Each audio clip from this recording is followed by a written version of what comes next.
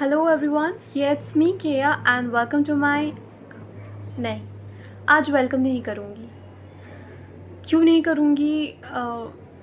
क्योंकि मुझे पता है आज की वीडियो के बाद शायद मेरे जितने भी सब्सक्राइबर्स हैं उसमें से शायद बहुत जन मुझे अनसब्सक्राइब कर दें, जस्ट बिकॉज आई नो कि लोग क्यों सब्सक्राइब करते हैं। लोग किसको सब्सक्राइब करते हैं? लोग उन्हीं को सब्सक्राइब करते हैं जो शायद अपने लाइफ में कुछ अच्छा कर रहे हैं या फिर कुछ बेहतर कर रहे हैं या कोई पोजीशन पे हैं, राइट? आप सब भी मुझे इस वीडियो के थ्रू जानते हो। मेरे मोस्ट ऑफ द सब्सक्राइबर्स इस वीडियो के बाद ही मुझे जानते हैं, जस्ट बिकॉज ये वीडियो मेरा मोस्ट वायरल वीडियो था। दो it's only have 32K view, but still मेरे लिए ये बहुत है।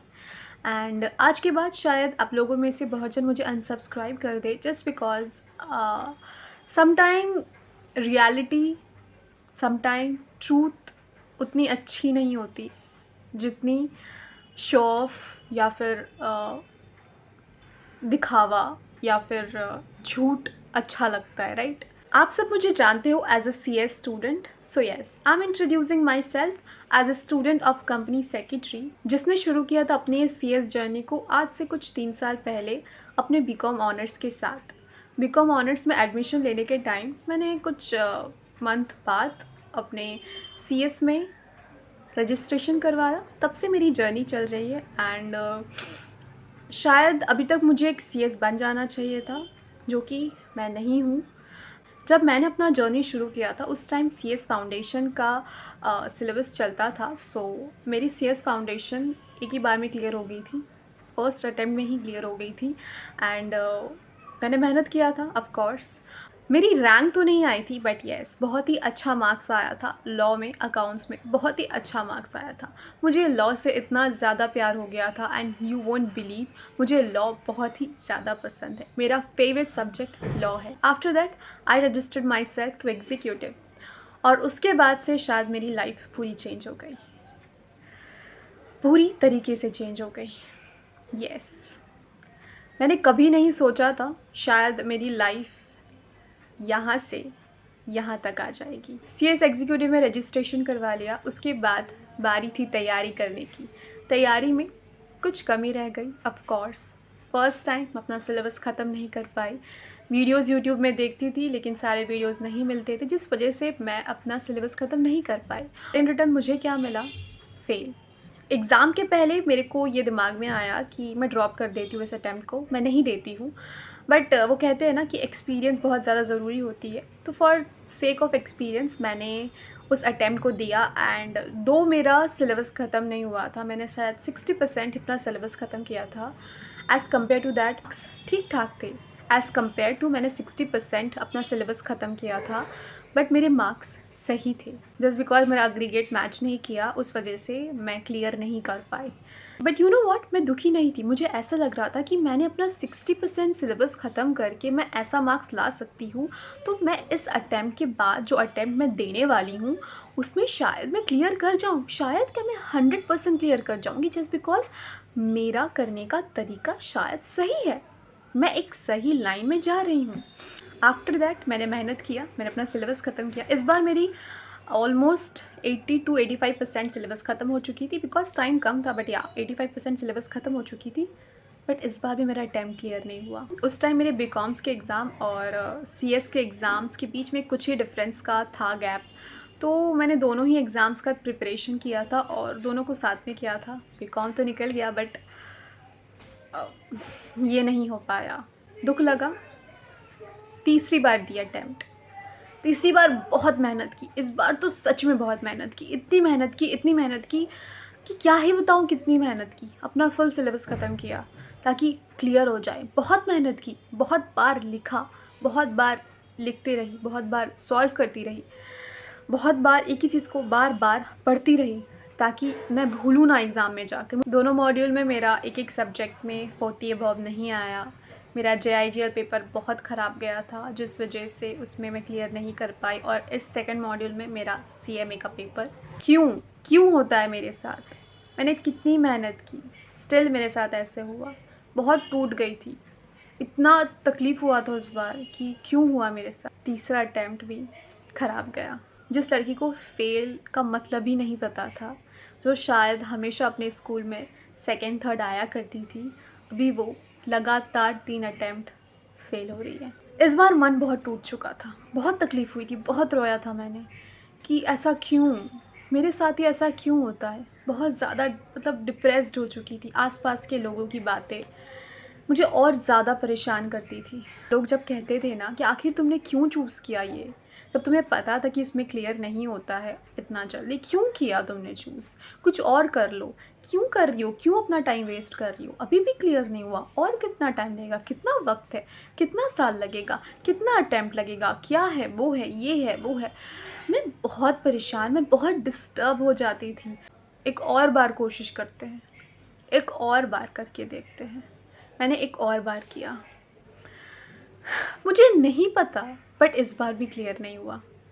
मेरा चौथा अटैम्प्ट, कांट यू बिलीव, मेरा चौथा अटैम्प्ट में भी क्लियर नहीं हुआ। इस बीच मैंने एक ऑफिस ज्वाइन कर लिया, जिसका वीडियो शायद आप देखे होंगे। बहुतों को ये लगा कि शायद मेरा सीएस क्लियर हो गया है, शायद मैं इसीलिए इंटर्नशिप कर रही हूँ, बट मैं इंटर्नशिप ही कर रही थी, नॉट एज दैट 21 पीरियड वाला इंटर्नशिप। सिंपल इंटर्नशिप कर रही थी, मुझे पेमेंट मिल ही रहे थे इंटर्नशिप वाले। मैंने शुरू कर दिया जस्ट बिकॉज मैं बहुत ज़्यादा डिप्रेस्ड हो चुकी थी, मुझे और अच्छा नहीं लग रहा था। मैंने इस 4 अटैम्प्ट में अपने 4 दीवारों के अंदर रह रह कर ना मैं परेशान हो चुकी थी। मैं बहुत ही ज़्यादा डिस्टर्ब हो चुकी थी। मैंने अपने आप को खो दिया था कि मैं क्या हूँ, मैं हूँ क्या आखिर। मैं खुद को नहीं पहचान पा रही थी। मिरर के सामने खुद को देखती थी तो लगता था कि यार एक फेलियर खड़ी है सामने, ऐसे कैसे हो सकता है। लोग बहुत कुछ कह रहे थे, क्लियर नहीं हो रहा है, कुछ और करो, क्या होगा लाइफ में, बर्बाद हो गया लाइफ, ये वो। बट मेरा दिमाग में एक ही चीज़ चल रहा था, यार एक और बार, एक और बार कर देते हैं ना यार, एक और बार।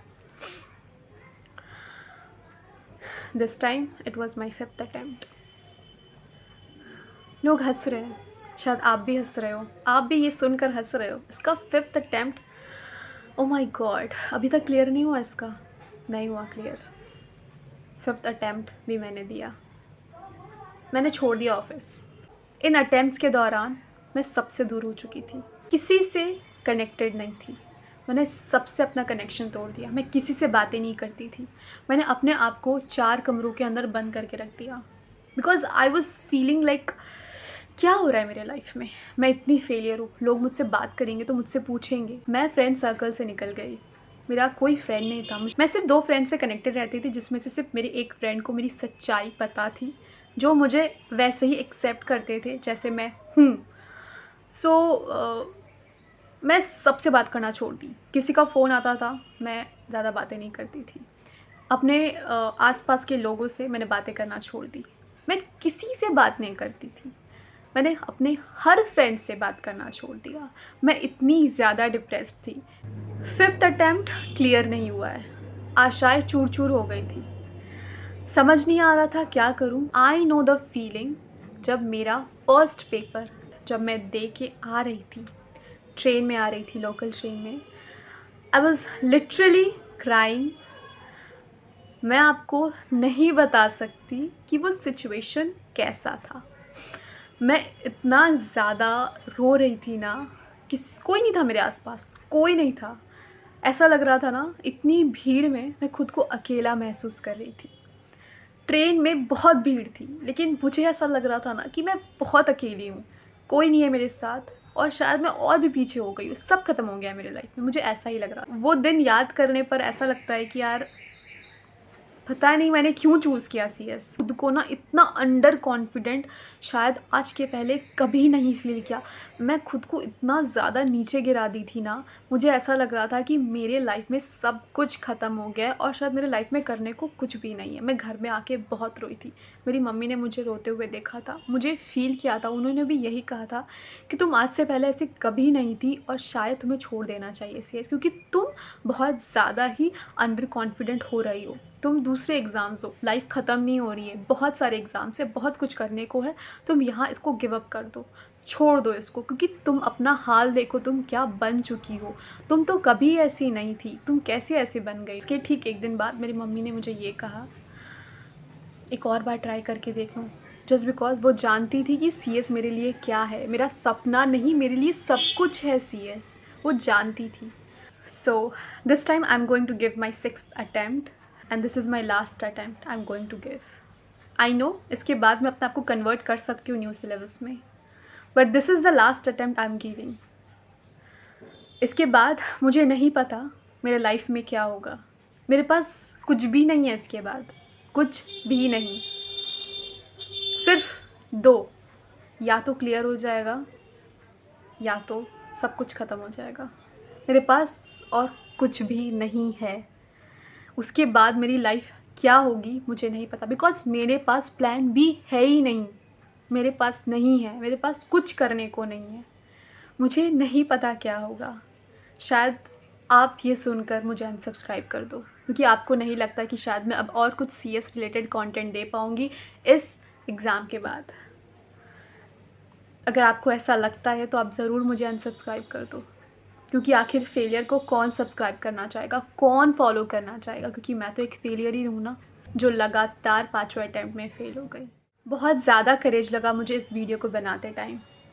मैं लोगों से अपने आप को छुपाते आई हूँ, ताकि लोग मुझे नहीं पूछे कि मैं कितने अटैम्प्ट दे चुकी हूँ, कि मैं कब क्लियर करूँगी, कि मैं लाइफ में क्या करने वाली हूँ। मेरी माँ ने मुझे कहा, फेस द रियलिटी, जो सच है उसको फेस करना सीखो। कि तुम क्यों लोगों से छुप रही हो, क्यों खुद को छुपा रही हो। तुम कुछ गलत नहीं कर रही हो, तुम पढ़ रही हो, तुम ऑटो बुक्स को बार बार पढ़ रही हो, इसमें गलत नहीं है। तुमने चोरी नहीं की है जो लोगों से तुम छुपती हो, लोगों को खुद से मिलने से रोकती हो। क्यों? Face the truth, face the reality. बहुत तकलीफ़ हुई है, बहुत तकलीफ़। लोगों से छिपते छिपते मैं भी थक गई हूँ। एट लास्ट मैंने ये वीडियो बना लिया। I am not a failure, दो मैंने 5 अटैम्प्ट में फ़ेल किए लगातार, but still I am not a failure. इस वीडियो को ख़त्म होने तक जो भी व्यूअर्स मुझे देख रहे हैं, they are my truth one. And उन सबको, hello everyone, it's me Keya and welcome to my YouTube channel. You are the true one, जो शायद मेरे फेलियर की जर्नी में मेरे साथ रहोगे। मुझे नहीं पता कौन कौन होंगे, बट आई होप आप सब मेरे साथ ज़रूर रहोगे। I am feeling so light weight ना। मुझे ऐसा लग रहा है ना कि मेरे दिल में, मेरे दिमाग में जो एक बोझ था ना, वो डर का बोझ मैंने आज मतलब उतार के रख दिया है इस वीडियो के through. And I am so happy. इस बार मैं पढ़ूँगी ना तो खुशी के साथ पढ़ूँगी, तो सिर्फ खुद के लिए, किसी के लिए नहीं, किसी की बातों के लिए नहीं, सिर्फ खुद के लिए, क्योंकि मुझे करना है। I will do it. या